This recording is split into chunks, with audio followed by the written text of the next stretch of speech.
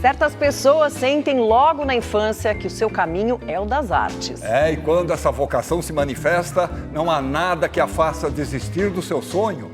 É o caso do nosso convidado de hoje, que se tornou um ator respeitado pela classe artística e querido pelo público. É com prazer que recebemos no Persona, Petrônio Gontijo.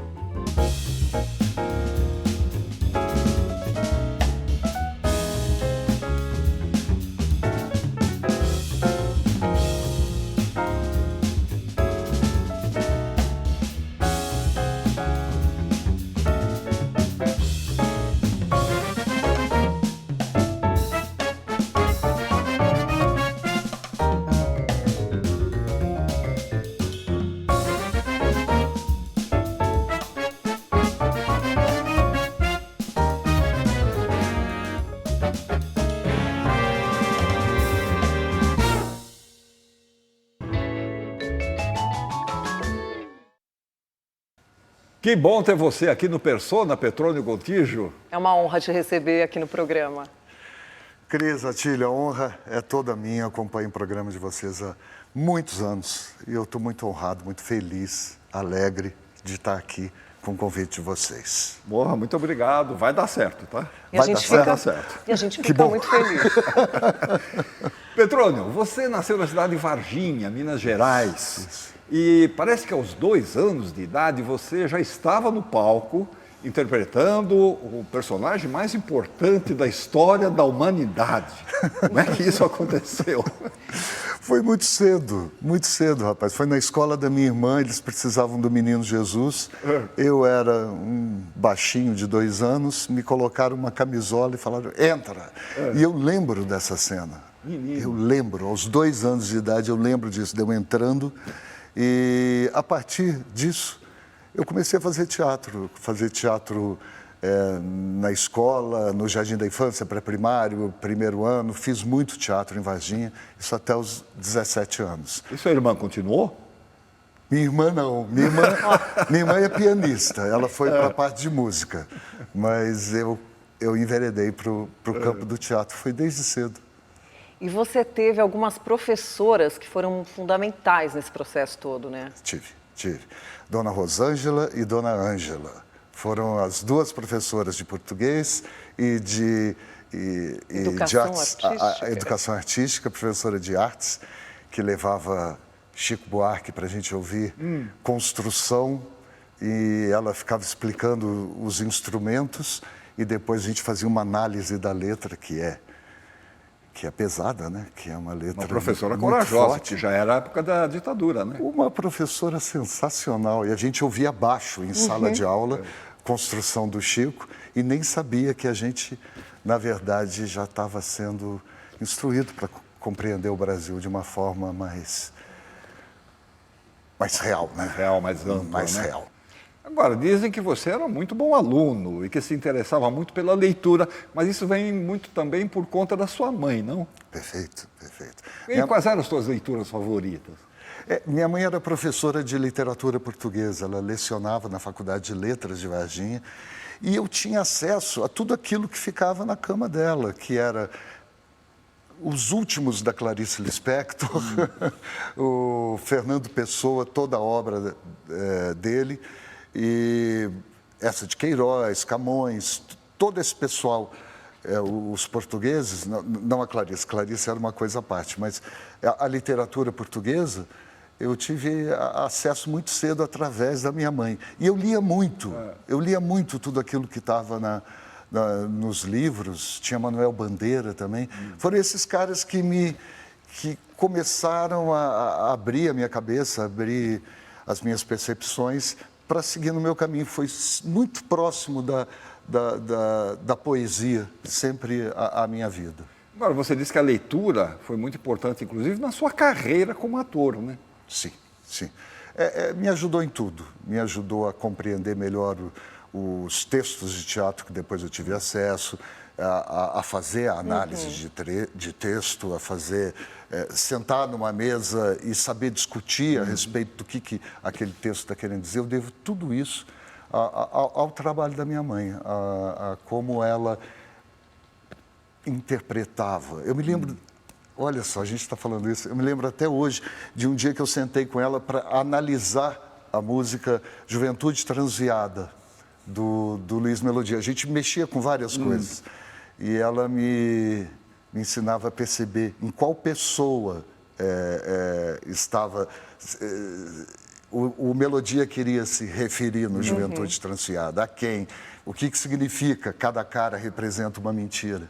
O que é isso? O que isso tem a ver com a cara do James Dean? O que isso tem a ver com a Juventude Transviada? Por que a música vai por aí? E muita coisa interessante, desde cedo, chegou até mim através dela. Ela ia a fundo e, pela primeira vez, antes de eu ter os meus professores geniais que eu tive na faculdade, eu já tinha acesso ao que era livre associação. O que era você ler um texto a respeito de um certo tema e, a partir daí, você trazer para a sua compreensão as arestas, tudo aquilo que o texto me remetia, sem nenhum tipo de julgamento. E isso depois eu fui aprender a fazer na faculdade, mas desde cedo eu já tinha isso em casa. E o curioso é que sua mãe queria ser atriz, né? Em que momento você soube disso na tua vida? Eu nunca soube, até os meus 17 anos. E a minha mãe brigava um pouco comigo, porque eu fazia teatro na minha cidade, eu ia embora. Eu ensaiava em praça pública, a gente não tinha onde ensaiar, eu falava, vamos ensaiar na praça. Eu não tinha muito medo, eu não tinha receio de nada, assim. Eu era um bom aluno, não era o primeiro da classe, mas também não era o último. Mas minha mãe se preocupava que eu estudasse para o vestibular. Então, ela, às vezes, ela fala, você não está ensaiando demais, você não está fazendo... E quando eu prestei vestibular para artes cênicas, com o apoio dela, quando eu passei na Unicamp, fazendo Gianfrancesco Guarnieri, Eles Não Usam Black Tie, e eu cheguei em casa, os olhos da minha mãe encheram de lágrimas e ela falou, se eu pudesse ter escolhido uma profissão na minha vida, seria de atriz. Essa revelação me acompanha até hoje, porque eu não esperava por isso. Minha mãe era uma intelectual daquelas de oclão preto, lá em Minas Gerais, nos anos 70. Que demais, né? E isso foi muito legal. Bom, você também foi para o Rio com a sua irmã e assistiu algumas peças aí que foram marcantes, né? Que eu acho que isso também te brilhou os olhos aí como um possível ator profissional, não foi? Sim, eu achava que eu nem ia entrar no teatro porque eu era muito moleque, eu tinha 12, 13 anos. E foi numa passagem no Rio que eu vi Marília Pêra fazendo a Adorável Júlia. E aquilo mudou minha vida. Na hora que eu via a alegria, a potência daquela mulher em cena, e junto com todos os atores que também faziam o espetáculo, depois eu me tornei amigo do Fábio Junqueira, do pessoal que também, da Dora Pellegrino, que fazia também o espetáculo. E aquilo mexeu demais comigo. Ali eu comecei a compreender que era realmente o meu caminho e que eu queria viver ali naquele lugar onde as pessoas faziam da ficção a nossa realidade. Agora, nessa peça tinha um garoto, não tinha? No elenco? Tinha um amicíssimo meu que se transformou num autor que depois eu trabalhei bastante e que depois eu fui viajar, me recebeu na casa dele e nós nos tornamos grandes amigos, que é o Thiago Santiago. Que tinha na época também 14, 15 anos. Era um moleque, e na hora que eu vi o Thiago no palco, eu falei, eu também posso, olha, ele é só um pouquinho mais velho que eu também já podia estar ali fazendo peça com a Marília Pêra. Olha só a pretensão. Tá certo.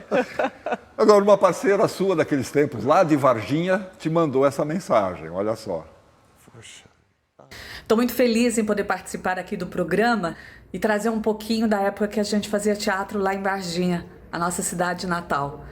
Nós éramos muito jovens, éramos adolescentes e a gente brigava até, né, para poder fazer teatro. Afinal de contas, nossas famílias não eram muito favoráveis a gente fazer teatro. E daí você descobriu a Unicamp, descobriu o curso de artes cênicas da Unicamp. Você foi primeira turma e eu fui segunda turma das artes cênicas da Unicamp. Então, assim, eu sou uma pessoa extremamente grata a você né, por ter sido essa pessoa que me deu a mão e que me ajudou a caminhar realmente para o que eu sei fazer na vida, que é teatro, trabalhar com teatro, assim como você também, né? Olha, a raridade aqui, Entre Quatro Paredes, do Sartre. Aqui a gente já estava com um grupo que a gente chamava de Acauã. Aqui era um espetáculo de dança, que era do contrapasso, era o Prelúdio para um Corpo Semidesperto. Você está aqui, de branquinho. Aqui é o Godspell, que foi, a gente brincava que era o nosso filho de 9 meses, porque foram 9 meses de ensaio. Godspell, mais uma vez, você era Godspell, né, o personagem principal. Aqui, mais uma cena. E aí também tem aqui, olha, o folder, o programazinho. Esse daqui é do Prelúdio para um Corpo Semidesperto. Aí a gente vê aqui, ó, Petrônio Alvarenga. Na época você usava Petrônio Alvarenga. E aqui, olha só essa raridade do Godspell, né? O nosso programinho, o desenho da Casmin, que desenhava super bem. Ela, nossa, uma mão maravilhosa. A gente tinha dedicado para sua avó, a avó Santinha, né? Porque a gente ensaiava na casa dela ou às vezes ali na praça. Então é isso. Tá bom, amado? Um beijo grande, tô com saudade. A gente precisa se ver, tomar aquele café. Tchau. Que o meu amor, Caia agora, ela mudou de nome, agora ela chama Caia. Aquilo foi meu primeiro amor, minha primeira namorada. Ela fazia dança, eu fazia teatro e um ajudava o outro nessa coisa. Ela na compreensão do corpo, excelente atriz, excelente dançarina ela. E quando eu prestei vestibular, eu fiz Eles Não Usam Black Tie do Guarnieri. E ela fez a Maria, ela me deu réplica e eu passei no vestibular. E logo depois, era a primeira turma da Unicamp, logo depois ela também fez vestibular. E foi a primeira pessoa, ela, Casmi, toda essa turma do Godspell, a Esperança, que a gente montava, não sei como que a gente conseguia. O filme passava na madrugada e a gente ficava assistindo, hoje vai ter. E a gente ficava escrevendo roteiro, eu fazia a tradução das músicas sem falar inglês. Eu não sei como mas as coisas aconteciam. E eram efetivas, as pessoas iam, nosso grupo tinha um nome, isso era muito legal. Tinha uma credibilidade que era só devido ao nosso afã, à nossa vontade. E aquilo faz parte de tudo isso na minha vida. Agora, como o seu projeto de vida era mesmo o teatro, né? Antes de você ir para a Unicamp, você deu uma passada ali pela EAD, pela USP e tal. Mas olha só quem fala sobre esse momento. Estou passando aqui para contar uma história peculiar e bacana sobre Petrônio. Quando ele ainda estava indeciso quanto à sua carreira profissional, ele estava passeando ali pelos corredores da ECA e da EAD, né, dos departamentos de teatro, e ele se surpreendeu, ou nos surpreendeu, né? Eu estava dirigindo um espetáculo chamado Noite do Pinter, com o Léo Pacheco e a Cris Lozano. E ele parou na minha porta de ensaio e ficou olhando a gente ensaiar. E aí teve uma hora que eu falei, e aí, você vai ficar olhando ou vai entrar? E ele entrou e assistiu o ensaio.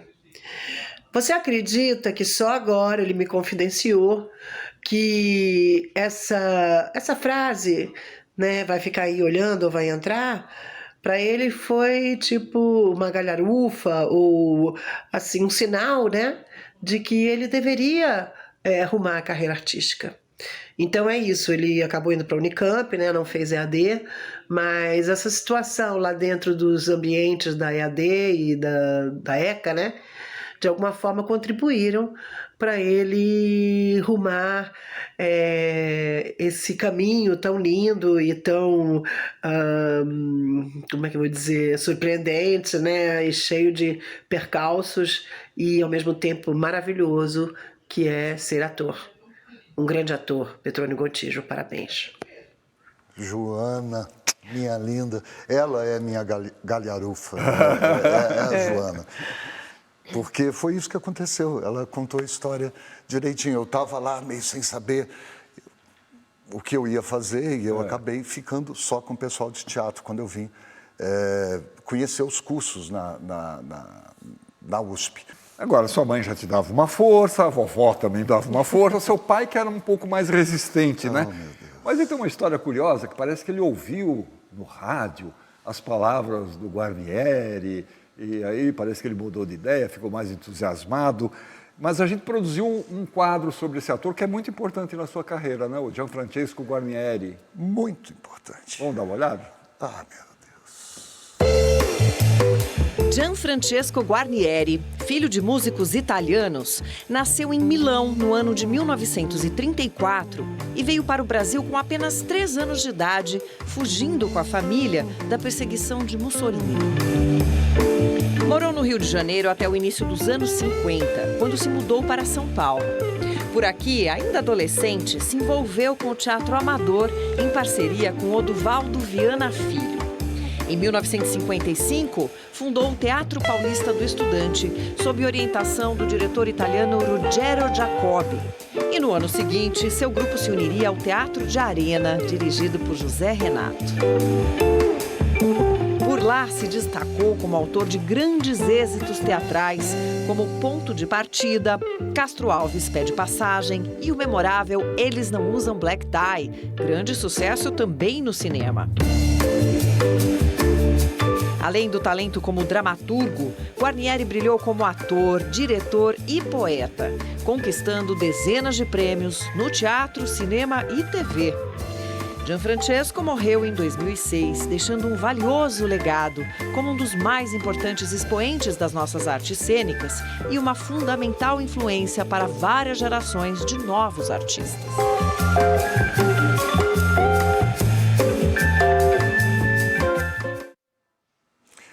Petrônio, foi isso mesmo? Ele ouviu no rádio? Como é que foi essa história? O meu pai, um dia antes de falecer, eu estava andando de carro com ele e meu pai tinha essa preocupação comigo. Meu pai era fazendeiro, era comerciante de café. Ele fazia comércio de café, torrefação, essas coisas. E ele estava preocupado. E um dia antes dele falecer, ele teve um ataque do coração. Eu estava andando de carro com ele e eu tinha acabado de passar na Unicamp. E meu pai queria dizer que estava feliz pelo meu êxito na faculdade, em ter sido só aquele vestibular, eu já estar dentro. E aí ele virou para mim e falou: meu filho, ontem eu ouvi o Gianfrancesco, que é o autor do texto que você passou na Unicamp, e falando sobre o Dia Internacional do Teatro, e ele deu uma pausa. Eu olhei para ele e fiquei: foi o quê, pai? Ele falou: bonito. Aquilo para mim foi uma bênção. Eu compreendi como uma bênção do meu pai e foi a última vez que eu o vi com vida. Que presente, né? Que presente ele conseguir falar isso. É muito importante, foi muito importante, porque ele teve essa dificuldade. Ele me ajudava, essas peças que a Caia mostrou para vocês, ele pegava uma caminhonete, ele ia lá me ajudar, porque eu não tinha limite. Eu precisava de uma mesa, eu ia na casa do meu avô, pegava aquela mesa pesada, punha, e meu pai me ajudava a carregar cenário, mas ele tinha esse receio. E eu acho que, nesse momento, ele arrefeceu e acho que ele sentiu que tinha que me dizer alguma coisa ali. Te deu uma bênção. E me deu uma bênção. Que bárbaro. Nossa, que lindo, que lindo. Bom, vamos fazer um intervalo, então, depois disso? Vamos. E aí a gente volta daqui a pouquinho para falar do seu início de carreira no teatro e na TV. Pode ser? Maravilha, maravilha, Cris. Voltamos já com Petrônio Gontijo.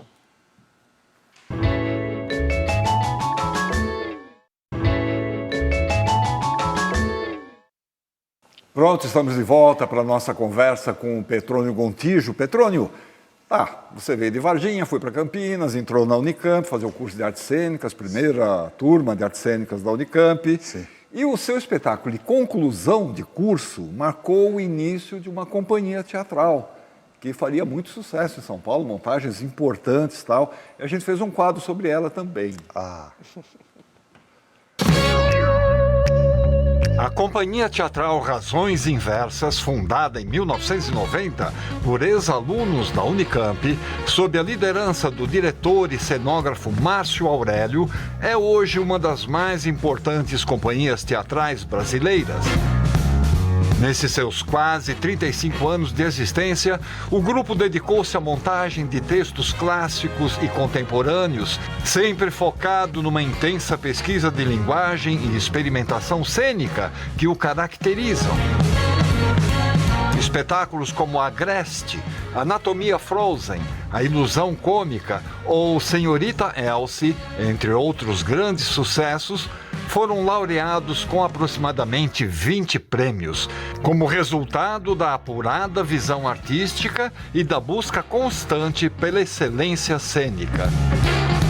Mais de 60 atores já passaram pela companhia e na primeira montagem realizada pela Razões Inversas estava o nosso convidado de hoje, Petrônio Gontijo, que com o espetáculo de formatura Vem, senta aqui ao meu lado e deixa o mundo girar, jamais seremos tão jovens, encerrava o seu curso para se tornar um profissional do teatro.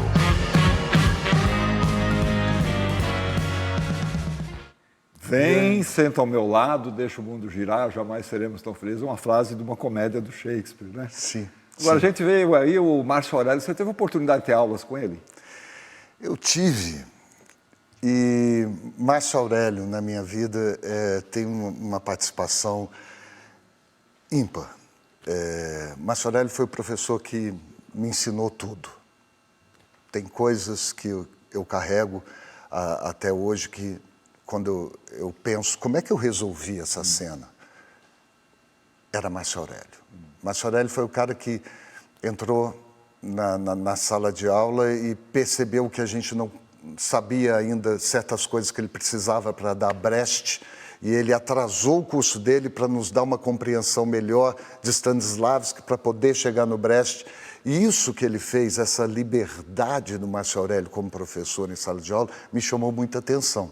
Ele era um diretor aclamado aqui em São Paulo, na época com Hamlet Machine, com vários espetáculos em ópera Joyce. Tudo que ele fazia era sensacional e de uma inteligência cênica ímpar. E eu travava com o Márcio, porque ele era muito importante, eu tinha medo do Márcio.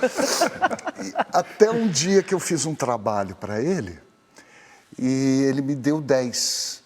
E era um trabalho completamente fora do esquema acadêmico. Eu escrevi um trabalho, chamava Estudo Estranho de Realismo.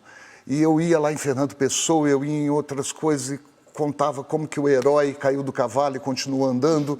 E o Márcio achou aquilo de uma compreensão interessante e me deu um notão.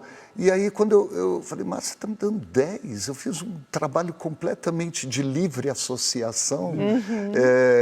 Ele falou, mas é isso que eu quero de vocês. E eu comecei ali a estabelecer com o Márcio uma relação que se estendeu para a vida. Depois nós fomos trabalhar várias vezes profissionalmente juntos, mas eu me sinto, até hoje, se perguntar quem é você como ator, eu falo, eu sou ator do Márcio. Eu sou ator que... Porque o Márcio me ensinava coisas que por exemplo, a coisa do Stanislavski, da memória emotiva, a compreensão do Stanislavski muito tempo depois, que não era ficar lembrando do cachorrinho que morreu, estava no corpo, a memória corporal, que tudo isso ia me ajudar em cena, que o ator em cena tem que fechar o zíper. Por exemplo, posso levantar? Por favor. Você está aqui... Além de você ter que desenvolver olhos 360 graus para estar em todo lugar, você está em pé, você está no eixo, você está colocado, os ombros no lugar e tal, fecha o zíper. Isso te traz milimetricamente para... Esse ato aqui te prende a barriga e te traz milimetricamente para frente. Esse estado de prontidão era como o ator deveria entrar em cena. Essas coisas é o que Márcio Aurélio me passava de uma forma fluida, de uma forma natural e me fazendo perder todos os medos. Esse cara é o cara que cuidou da minha cabeça, vamos dizer assim. Mas aí você estava no final do curso quando apareceu um teste para um especial de fim de ano com Chitãozinho e Chororó. E aí? Foi. Foi uma mudança drástica. Eu estava cursando o último ano da Unicamp e o Luiz Fernando Carvalho foi até a Unicamp procurar jovens atores e foi assim que tudo começou com a TV. Eu saí da Unicamp para fazer um especial de TV e daí fui convidado para fazer um teste para uma novela do Gilberto Braga. Foi Dono do Mundo. O Dono do Mundo, exatamente. Passei no teste, fiz um teste com uma atriz que eu chamo de madrinha, porque ela foi sensacional comigo no teste. Eu nunca tinha entrado num estúdio na minha vida. E que eu fiz o teste com a Malu Mader. E era para fazer irmão da Malu na novela. Então eu tenho esse amor, carinho por ela. E passei nesse teste, mas fui remanejado em 2 dias para fazer o protagonista da novela das 6 com outra atriz fantástica que me ajudou muito na época, que é a Patrícia Pilar.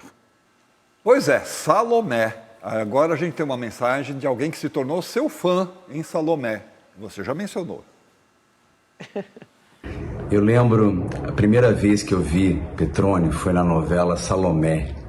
Eu trabalhava com o diretor Erval Rossano, em outro programa, mas acompanhei de perto as conversas com Erval, o desenvolvimento da novela e vi.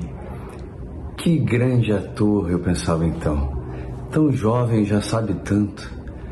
De uma delicadeza, uma intensidade, uma inteligência, algo raro de ver em um ator tão jovem que já estreou com essa estrela de protagonista, de conduzir uma novela, uma grande responsabilidade.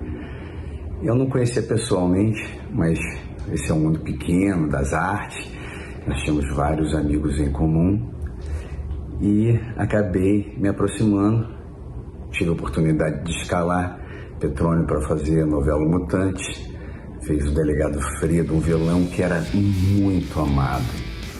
Como os fãs lamentaram quando o Fredo saiu da novela, ele tinha que fazer outra novela. E foi aí que eu tive a oportunidade de experimentar e saborear esse grande talento. Nos tornamos amigos e eu vi que é um grande caráter, uma grande pessoa que coloca sua arte a serviço realmente. Tiago, amo você, meu querido. Nossa, é muito forte isso, né? Que programa forte de vocês. Tiago, é isso. Eu vi ele em cena e falei, olha, eu quero estar ali. Eu quero estar ali.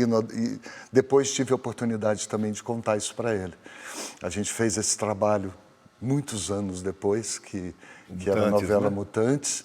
E o personagem que ele escreveu para mim estourou. Ele era um sucesso, era um exterminador de mutantes que bombou na época. E foi o Tiago que me deu esse presente. E se tornou um amigo meu que atualmente ele mora fora do Brasil, mas que eu sei que se eu ligar de qualquer canto, em qualquer momento, ele vai me receber e vai ser um grande encontro. Eu adoro o Tiago. Que bom. Bom, e aí só depois da sua estreia na TV é que você acabou estreando profissionalmente no teatro, né? E foi com a peça Dois Perdidos numa Noite Suja. Foi. Como é que foi que aconteceu esse trabalho? Foi um grande momento para mim. E fui para a TV e aprendi ali na marra como era a engrenagem da televisão, o que era aquilo de você decorar 20, 30 cenas por dia. Me apaixonei pela engrenagem. Falei, uau, que maravilha que é esse negócio de fazer televisão.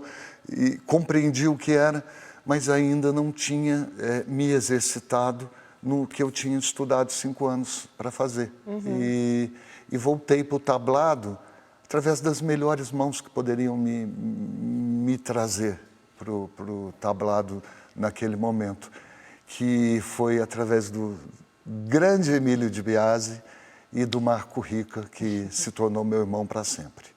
E o Marco, na época, ele tomava conta do Teatro do Bexiga, ele era administrador do teatro, e eles me convidaram para fazer Plínio Marcos, comemorar 25 anos do texto Dois Perdidos numa Noite Suja. E a proposta era super moderna do Emílio, e que era um ringue de lama, onde os dois mal tinham roupa. A gente usava 2 shorts enlameados num ringue de lama, e a montagem foi muito bem. Ela foi muito bem na época, as pessoas se identificavam com o que a gente estava falando, que era aquela disputa por um par de sapatos. E foi a peça que eu fiz que eu mais fiquei tempo em cartaz até hoje. A gente ficou quase 2 anos em cartaz. E foi quando eu caí na vida. Foi quando eu fazia teatro ali no coração do Bexiga de São Paulo. Eu jantava nas cantinas que nos davam perguntas. E aí foi quando eu comecei a viver a vida do teatro de São Paulo. Tinha ali o Pirandello, tinha ali o Planetas, tinha o Gigeto, tinha os lugares que a gente... Então foi pela primeira vez que eu pude experimentar estar com as pessoas, e que eu comecei a perceber uma coisa muito importante na minha vida, que eu estava começando a estruturar um espaço para mim como ator em São Paulo, e que isso seria muito importante para mim, e que eu deveria, não é investir, mas que eu deveria me dedicar a isso, que a partir daí, o que eu quisesse iria se aproximar de mim, mas que eu não deveria largar o teatro. Que ali era onde era a minha casa. Eu comecei a compreender isso nessa peça, no Dois Perdidos, que foi realmente um marco para mim na minha vida. Quem será que mandou uma mensagem para você sobre esse trabalho, Dois Perdidos numa Noite Suja? Ah, meu Deus. Petrônio, meu querido Petrônio, como vai você? Que bom falar de você aqui, chovendo molhado, falar que você é um grande ator, que eu tive o prazer de contracenar contigo num clássico da dramaturgia brasileira, Dois Perdidos numa Noite Suja, do maior que mestre Plínio Marcos, que nós tivemos a possibilidade de conviver. Ele nos acompanhou em muitas das nossas viagens e foi uma coisa excepcional, né? Ah, Petrônio, que saudades de você. Você foi um companheiro maravilhoso. Você saiu de um protagonista de uma novela e foi direto pro buraco do Teatro do Bexiga comigo e ficou lá. Nós fizemos uma peça de muito sucesso. Depois a gente foi pro TBC, depois nós fomos viajar e lá passamos por vários lugares. Culminamos no Teatro Municipal. Foi a primeira vez que uma peça do Plínio entrou no Teatro Municipal. Fizemos em Anhembi, paróquias de igreja, fizemos tudo que pudemos com essa peça, que foi uma maravilha, e ainda tínhamos no final o Plínio fazendo um debate. Meu amigo, você faz parte da minha história e de um momento muito, muito, muito importante. E como você é bom ator, como você nós tínhamos um pacto, tipo, até o fim. Não sei se você lembra disso. Vamos até o fim. Seu canto, seu destino, você não me queira mal, porque eu procuro me esforçar para conhecer todos os destinos. Eu me lembro muito do que o Plínio falava. Eu tenho até o programa da peça até hoje, porque o texto do Plínio no programa... Eu leio até hoje e choro quando eu leio o texto do Plínio. Ele falava por que ele foi fazer teatro. Ele falava, eu fui fazer teatro para ser irmão do homem. para rir todos os risos e chorar todos os prantos. Isso me pegava de uma forma muito particular, porque era o que eu e esse meu irmão de cena tentávamos fazer ali, os dois jovens, os dois cheios de sonhos pela vida, e o Plínio acompanhando a gente naquilo. O Plínio, ele ia, depois das apresentações, ele fazia um debate que era melhor que a peça. O debate do Plínio, tinha gente que ia para ver o debate dele. E o Marco, eu exerci com ele essa irmandade cênica. Por quase 2 anos, como eu falei que a gente ficou em cartaz, eu estava vivo em cena porque ele estava vivo. Ele estava vivo em cena porque eu estava vivo. Essa compreensão de que a gente não podia morrer ali, que, como diz outra fantástica, Beth Coelho, teatro é uma questão de vida ou morte. Ou está vivo ou está morto. Isso eu tive, dos maiores atores do país, tive ele como cúmplice nesse tipo de experiência. E foi uma experiência que eu nunca mais abri mão. Vamos falar de cinema no próximo bloco? Vamos, claro. Então, bora. Voltamos já com Petrônio Gontijo.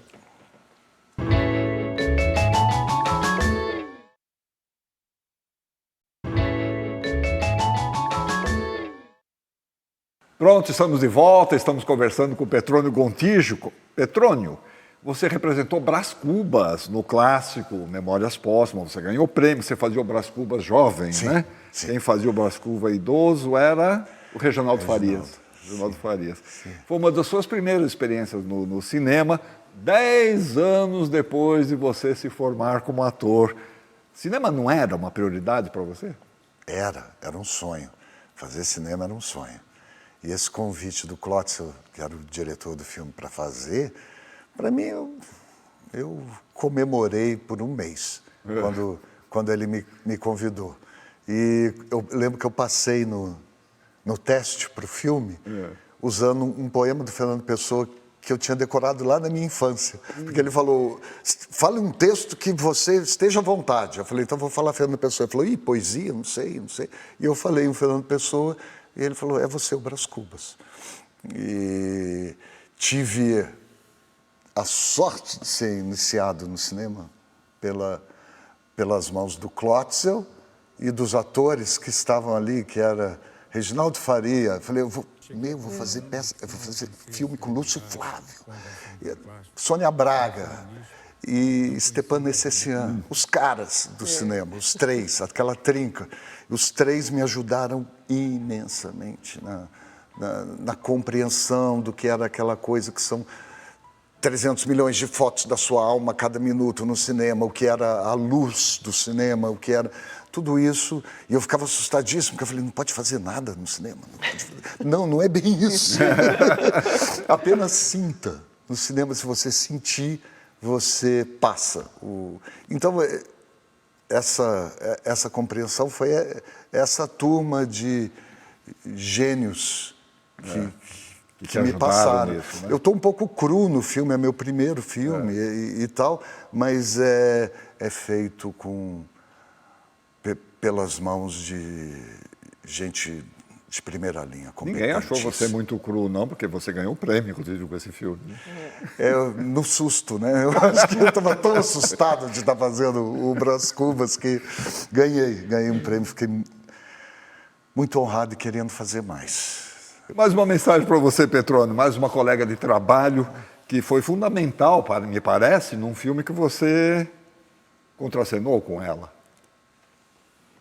Bom, eu conheci o Petrônio em Nada a Perder, esse longa que a gente fez juntos. Na verdade, eu já conhecia ele antes, a gente fez 2 trabalhos juntos, mas nossos personagens não contracenavam. Então, eu costumo dizer que o nosso primeiro encontro de verdade na arte, nossa primeira troca, foi em Nada a Perder.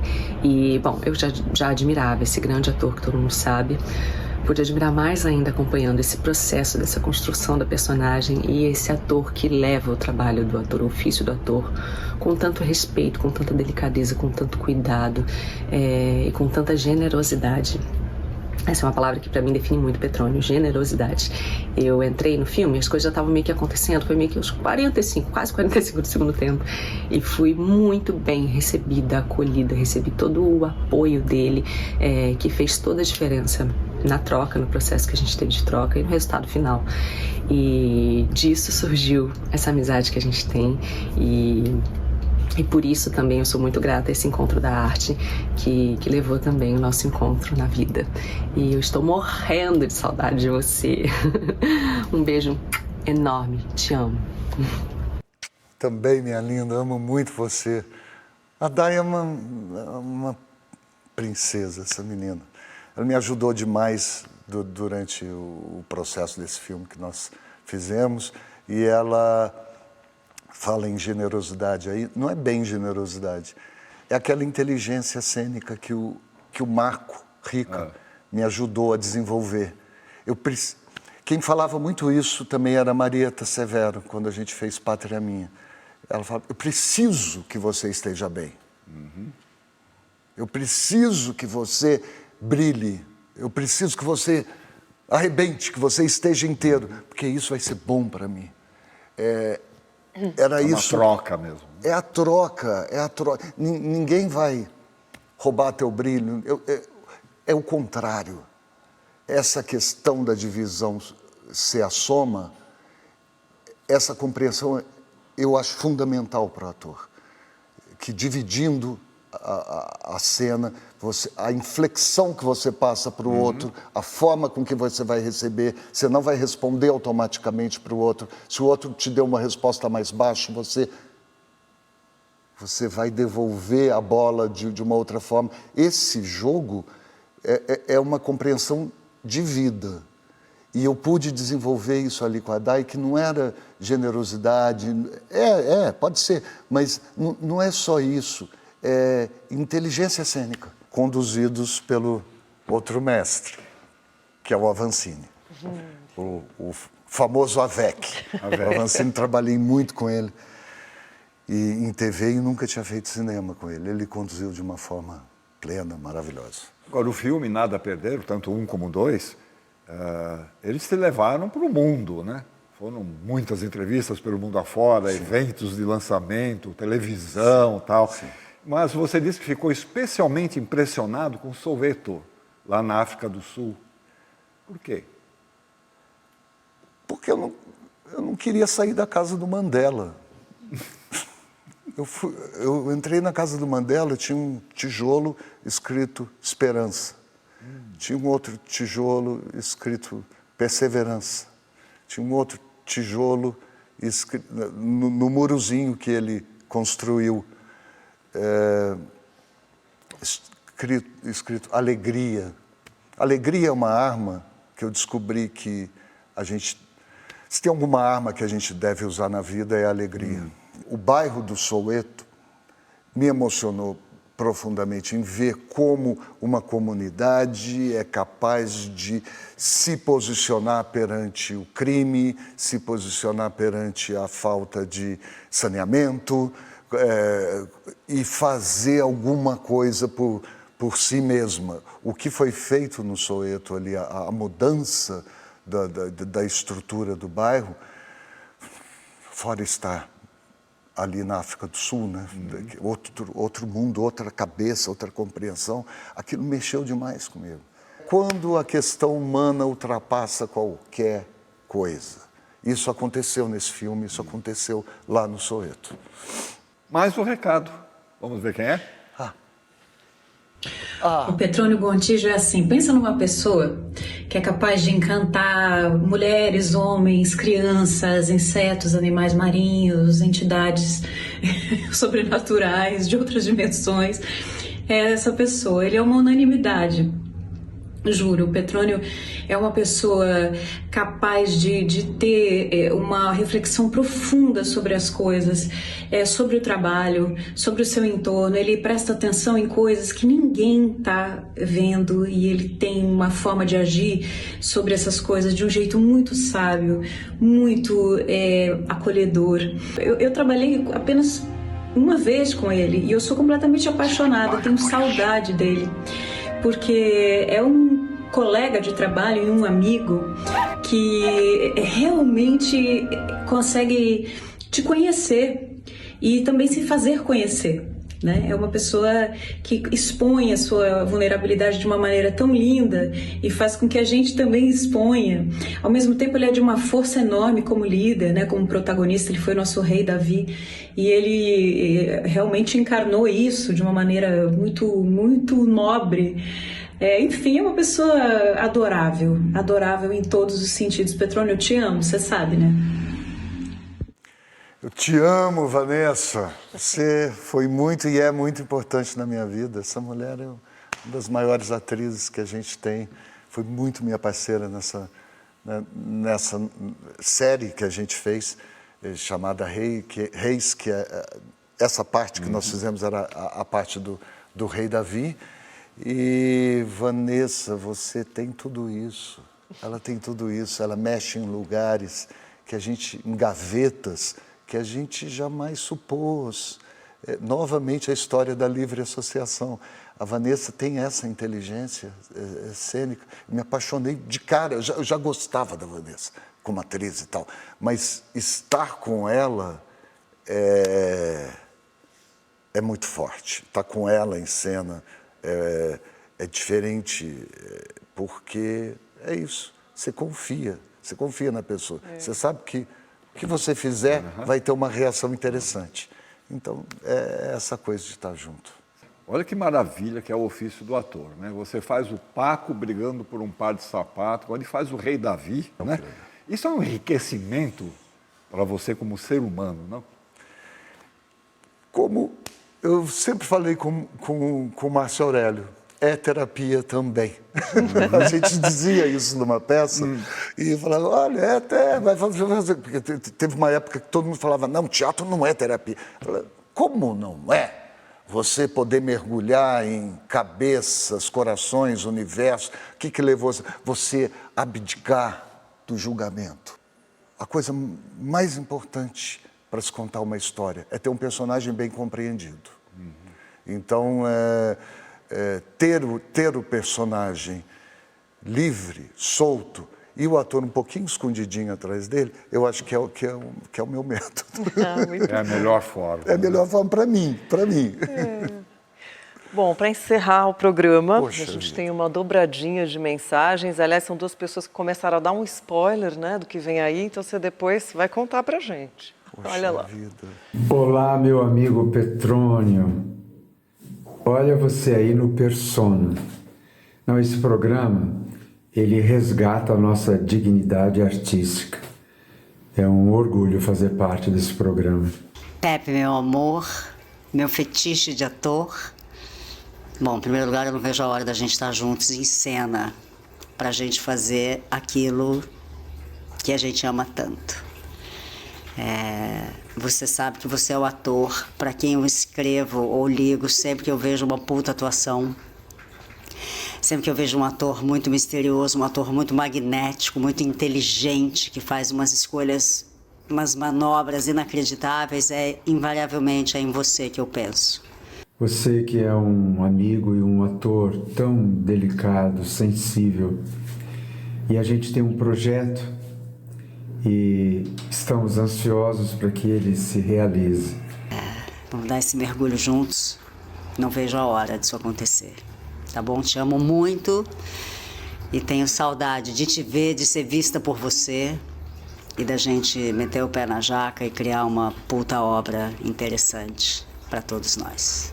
Eu espero que o teatro seja cada vez mais generoso com você e que o seu talento seja eterno. Eu te amo, meu amigo.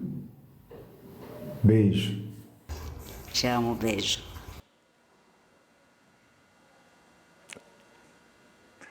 É uma história de amor, esses dois. É uma história longa. Elias, há muitos anos a gente quer trabalhar junto. Muitos anos. Ele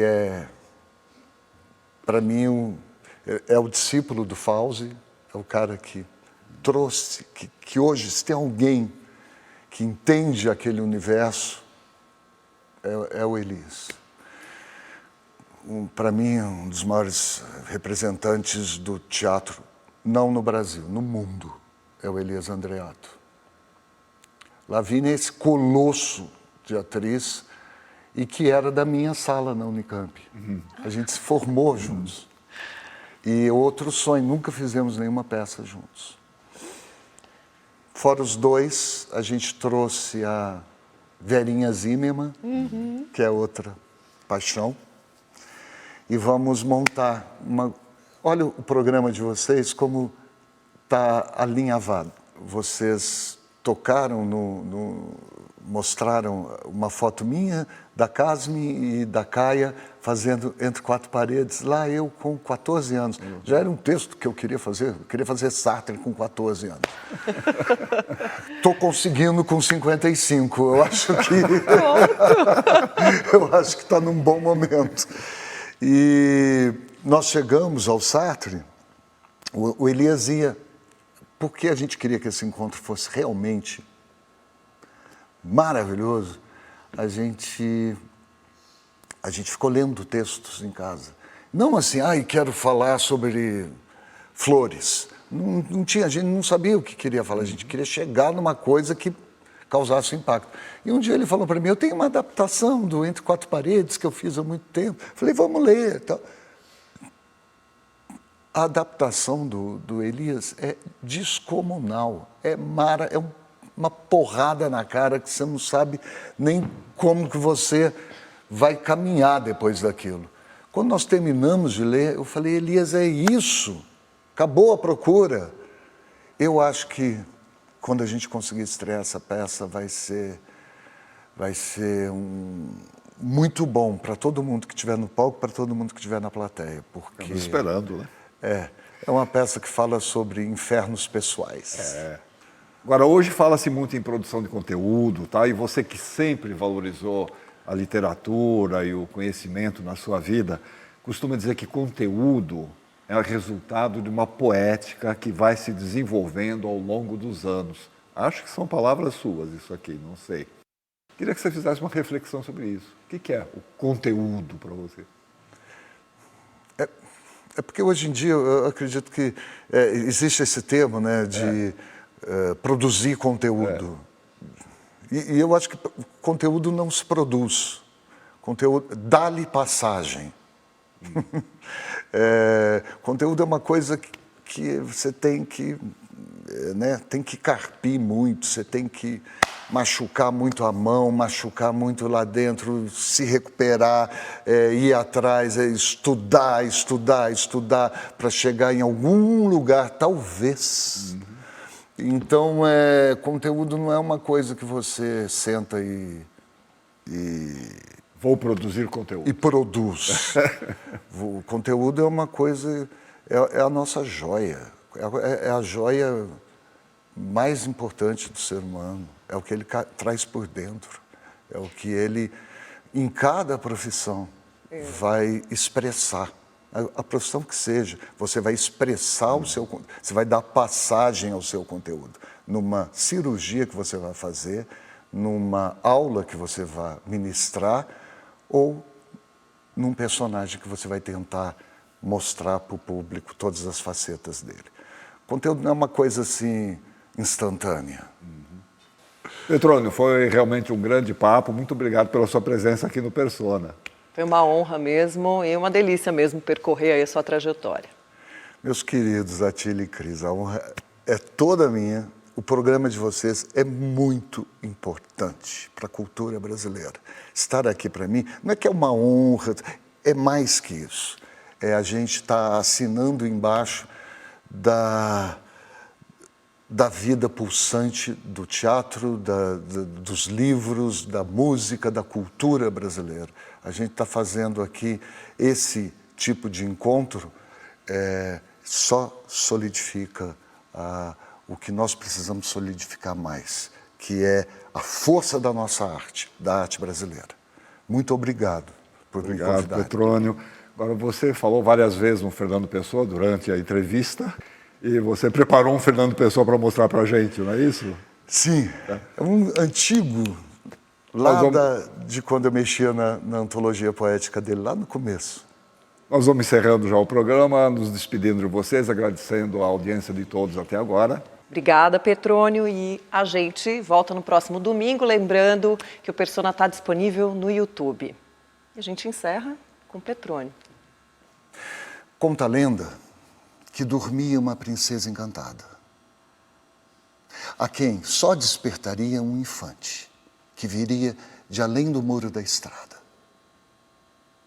Ele tinha que tentado vencer o mal e o bem, antes que, já libertado, deixasse o caminho errado pelo que a princesa vem. A princesa, adormecida, espera, dormindo, se espera.